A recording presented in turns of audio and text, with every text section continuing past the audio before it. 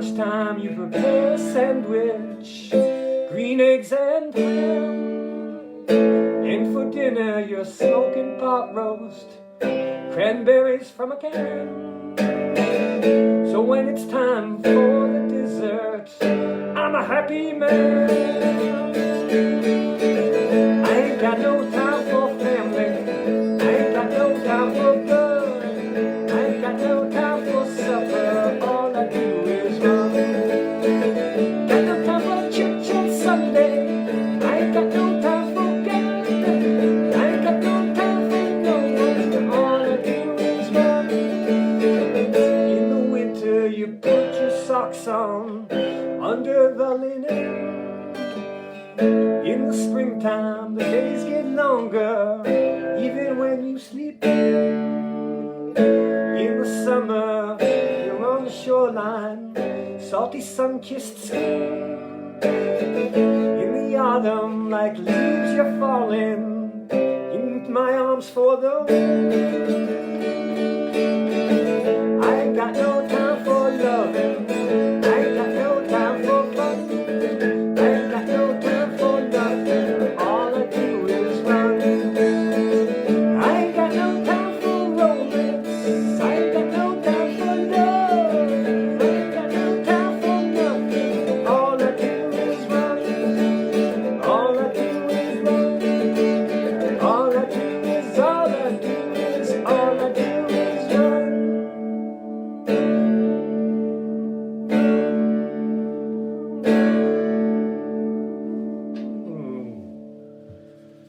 Brand new one. Just wrote a new stanza today. A second, I don't know what, a second middle part, I guess. So when I first recorded it, it's called Ain't Got No Time. You might have guessed that. And when I first recorded it, it came out to about 2 minutes. And then when I extended it, changed it around a little bit, added a bit of an intro, a little bit of an outro, I got it to around 320. So I think that's all good. Speaking of 320, don't have much time, but I wanted to address a few questions that were posed to me late last evening, Paris time, Paris time. So I was working on a time-lapse video, which you may have seen. You can look on my various timelines to see it. So I'm working on this painting right here, which is right here. It's called 98-100 Rue Oberkampf. And so I did a little time lapse of this portion right here. You can see, if you're into that, it's a little bit like Bob Ross on speed. You can enjoy that. And man, so since the 90s, I've known to always save, and save often. So I was working in After Effects, as a matter of fact, an Adobe product. Image motion design software, and I was oh, there's someone here, please say hello, dis bonjour si le quelqu'un là qui me regarde, qui regarde avec nous en ce moment. It was and it crashed. It had a fatal error, so I luckily only lost about 20 minutes of work. So I force quit the program and then went back and opened the same file, and luckily it wasn't corrupted. And then I continued working on it a little bit further, and the same exact thing happened, the fatal crash, the file corrupting crash, or the file was corrupt and unusable. And you know, like when you work with After Effects, it's a timeline of video or, you know, moving image footage. And so I lost that again. So I had to restart. I can't remember. Probably lost another 20 minutes or so. And so I had to restart again. But I used a slightly different technique. And so even though I fell down twice, I was able to learn something and perhaps a better approach. Voila, never give up. So I wanted to address a few and when I was doing that, my phone buzzed, and my buddies were asking me some questions. I'm like, oh God, I can't address this right now. And the fact of the matter is that trying to debate a topic on with text, never a good idea. Can go very sideways. yeah, that's why. Okay, so because there's no subtlety, there's no nuance in the conversation. It's just text, and then like you might misinterpret that. Like at one point, I accidentally flipped it to all caps, and so was I shouting? No, I'm just too frustrated. My thumbs are too fat to go back and correct it. So don't freak out about that. But anyway, I reached out to my friends asking for some advice, their assessment, because things are getting hot, things are getting dicey, in my opinion, around these parts, and I wanted to make sure to. I just think I'm only talking about it in my head and with my woman, and so I wanted to bounce these ideas off of someone else to see if they have better ideas or if I'm missing something, if I have a huge blind spot I'm not aware of. So that was my reference, and I asked them if they had any.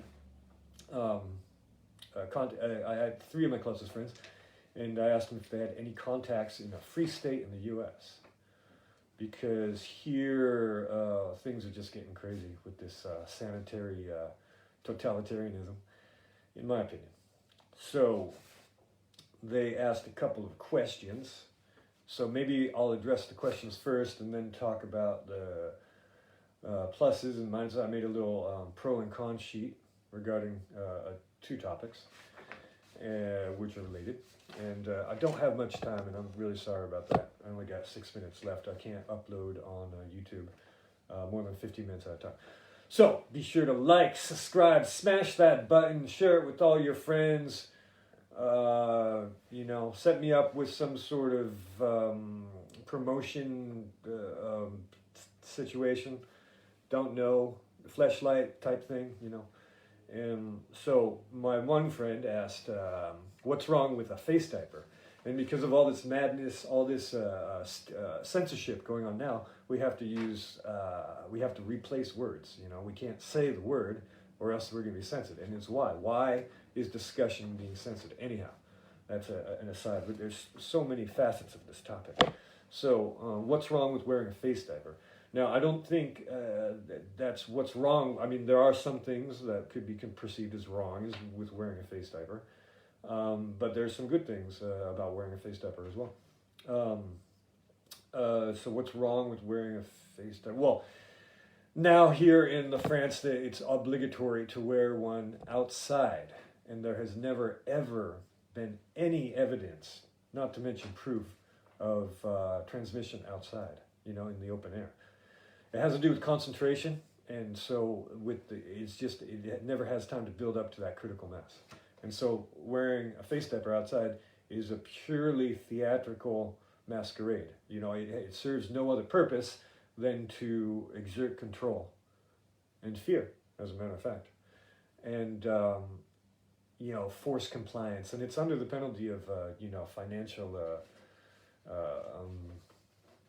penalty.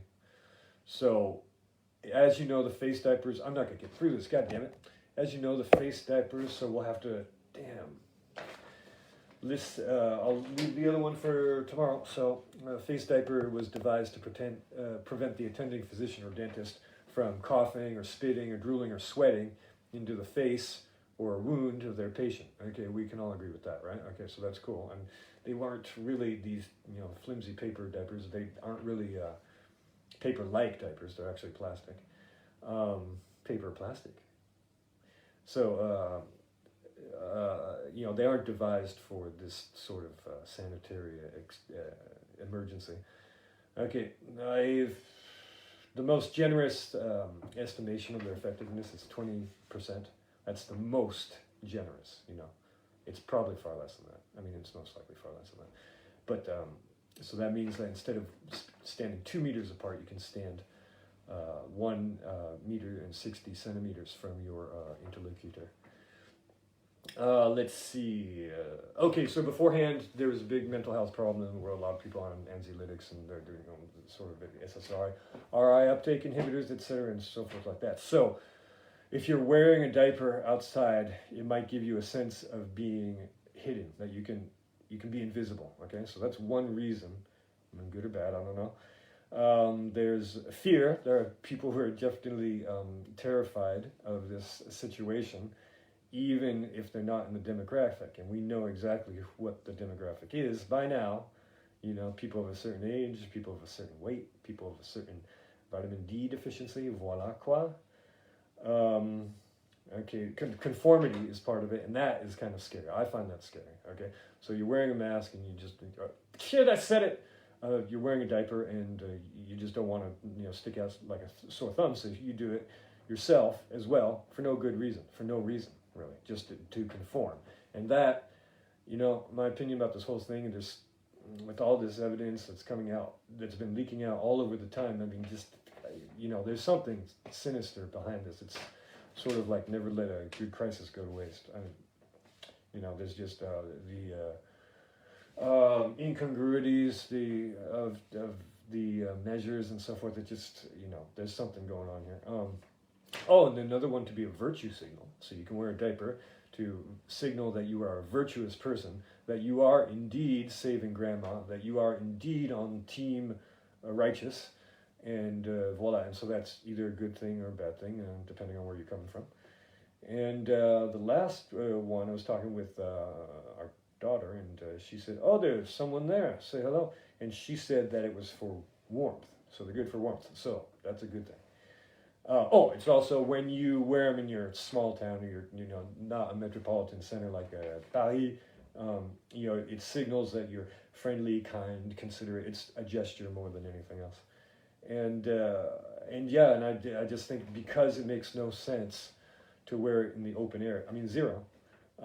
It's a tool of social control devised by behavioral psychologists. It's just the fact of the matter. That's the people who came up with all these measures were not medical doctors. They were social scientists, behavioral psychologists. Okay.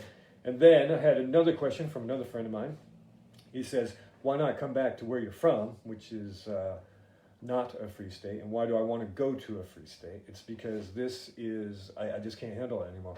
This is just super, it doesn't make sense, and it produces massive amounts of anxiety. Like when I'm walking around, because I refuse to wear a diaper in the street, like if I see a cop car or something that looks like a cop car, I just go a little shot of adrenaline like that, and that's no good, because you can be fined, hundreds of fucking euros, and fuck these guys. Excuse my French. One of my resolutions is to be more positive in the new year, so wish me luck. Okay, so there are a number of free states in the United States. I'm a U.S. citizen. I might as well take advantage of that. So there's Texas, Florida, New Hampshire, West Virginia, Tennessee, Colorado, one of the Dakotas, can't remember which, and Idaho is going to be one soon, perhaps. The advantage of moving to a state like Texas is it is a free state. And we have a driver's license exchange with France. And okay, I'm gonna whip right through these. I really gotta go. I'm sorry about that. I gotta, get going. So there's a driver's license exchange. That's good. Driver's license France is really expensive and really difficult to get. Every question on the exam is a trick question. Lots of kids don't make it, their first time. A lot of people have to take it a number of times because it's so difficult. It's difficult for a French person. How am I gonna do it? Okay, so Austin is hopping right now with the art scene, according to my friend who has some people who live there. The tech sector is it has a booming economy. And if I were to move back to a non-free state in the U.S., it would be like getting out of the fire and into the frying pan, or perhaps the other way around. So anyway, those are the reasons, and thanks for your concerns. And if I'm missing anything, please do let me know. I'm going to send this to you, and I'll address the other aspects tomorrow. Sorry I didn't have enough time. Ciao for now. Fight the power.